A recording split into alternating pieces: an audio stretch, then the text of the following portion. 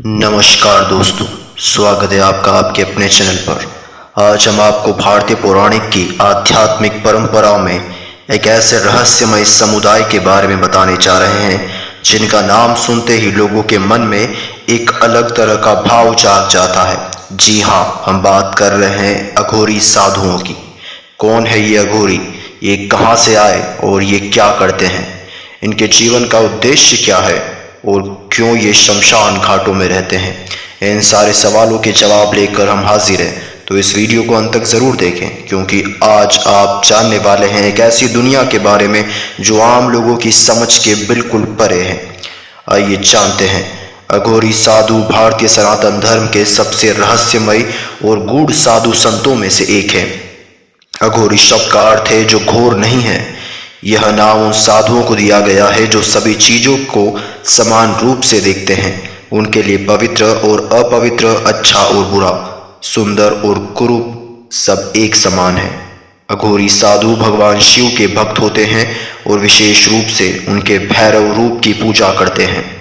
वे इस संसार की हर चीज को भगवान शिव की कृति मानते हैं, चाहे वह शव हो, राख हो या कोई भी दूसरी वस्तु। उनका मानना है कि जीवन और मृत्यु के पार एक ऐसी सच्चाई है जिसे केवल अघोरी साधना के माध्यम से ही जाना जा सकता है। अघोरियों की उत्पत्ति कहाँ से हुई? अब सवाल उठता है कि अघोरी साधुओं की शुरुआत कब और कहाँ हुई। अघोर परंपरा की जड़ें कपाली संप्रदाय और भगवान शिव की पूजा में मिलती है। अघोरी साधु शैव धर्म के अनुयायी है। भगवान शिव का रूप अघोर भी कहा जाता है, जिसका अर्थ है जो घोर नहीं है। शिव का यह रूप साधुओं को यह सिखाता है कि जीवन में कोई भी चीज अपवित्र नहीं है। ऐसा माना जाता है कि अघोर परंपरा का आरंभ दत्तात्रेय ने किया था।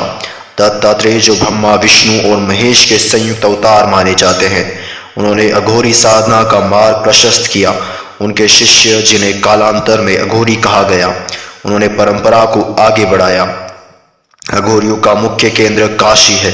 काशी को मुक्ति का द्वार कहा जाता है और यहाँ का माणिकर्णिका घाट अघोरियों के लिए साधना का प्रमुख स्थान है।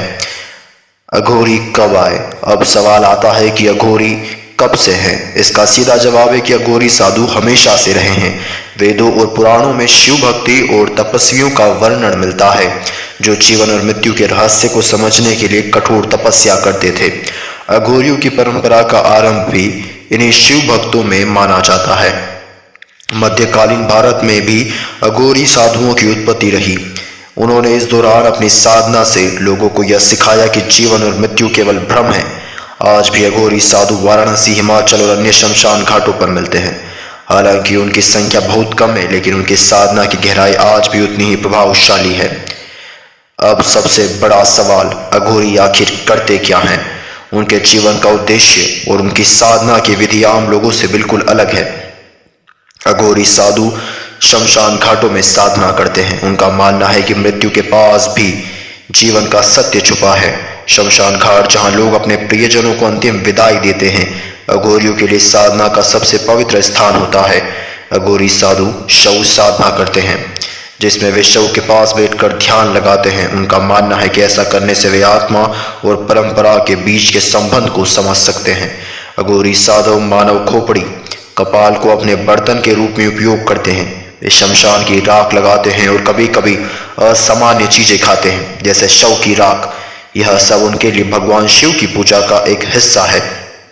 अघोरी साधु यह सिखाते हैं कि संसार की हर चीज एक है। उनके लिए गंदगी और पवित्रता में कोई अंतर नहीं है, क्योंकि सब कुछ भगवान शिव की ही रचना है। अघोरी का जीवन कैसा है? अघोरी साधु सांसारिक बंधनों से त्याग देते हैं।